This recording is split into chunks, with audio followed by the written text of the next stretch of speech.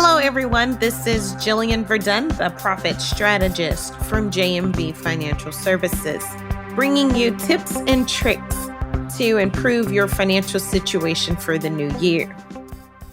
Today, I come to you to talk to you about a way to save on a bare bones budget.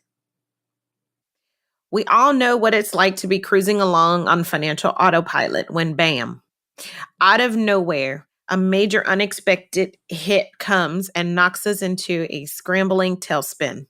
Whether it's medical expenses, taxes, that credit card bill we lost track of, car repairs, or anything outside of the norm, those extraordinary hits can set our vacation plans back years. But let's face it, those types of hits aren't all that unexpected, are they?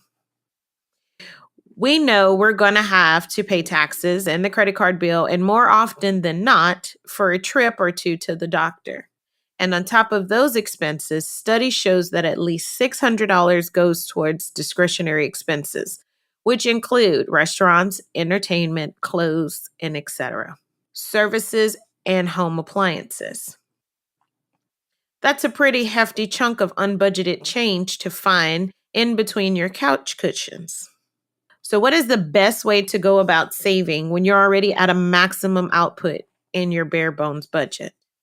Today, I'm going to go over 3 ways to start slow and eventually build that monetary stockpile momentum you need. Number 1, everybody's heard of the 80-20 rule. So this is the 10-10-10-30-40 rule. And that's a mouthful to say. 10% of your net income is for tithing. 10% of the gross goes in a fun money account to be used on entertainment and maybe even a coffee or two. 10% into your savings for the unexpecteds.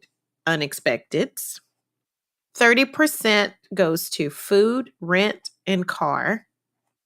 And 40% goes to savings. Obviously, these numbers can be tweaked a little bit, but don't stray too much from the formula or you'll run the risk of straying permanently.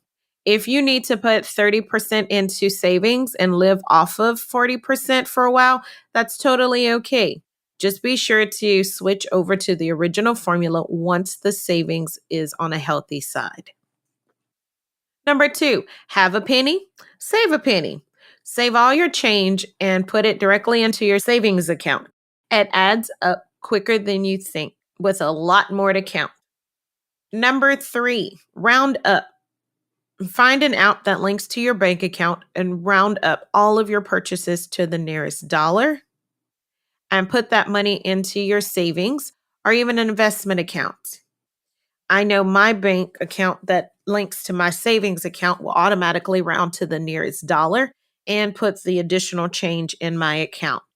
What we've learned in these instances when it comes to savings is automatic and automated is a whole lot better than you having to manually do it.